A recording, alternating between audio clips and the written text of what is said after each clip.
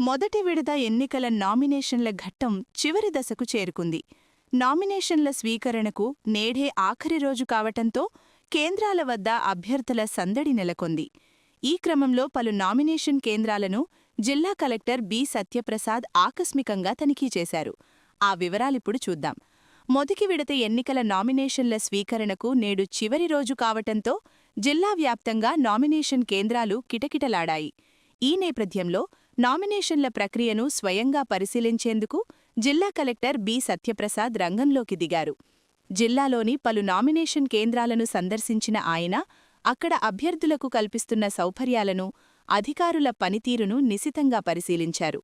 చివరి రోజు కావటంతో ఎక్కడా ఎలాంటి గందరగోళం తలెత్తకుండా చూడాలని అధికారులను ఆదేశించారు.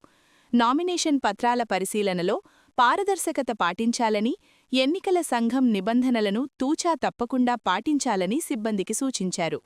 ముఖ్యంగా క్యూలైన్లలో ఉన్న అభ్యర్థులకు మంచినీటి సౌకర్యం, నీడ ఉండేలా ఏర్పాట్లు చేశారా లేదా అని ఆరా తీశారు. సమయం ముగిసేలోపు వచ్చిన అభ్యర్థులందరి నుంచి నామినేషన్లు స్వీకరించాలని, శాంతిభద్రతల విషయంలో పోలీసుల సహకారం తీసుకోవాలని కలెక్టర్ సత్యప్రసాద్ స్పష్టం చేశారు. మరిన్ని అప్డేట్ల కోసం కొలుగూరి 24/7 న్యూస్ టీవీ జగిత్యాల్ను లైక్ చేయండి, షేర్ చేయండి మరియు సబ్స్క్రైబ్ చేసుకోండి.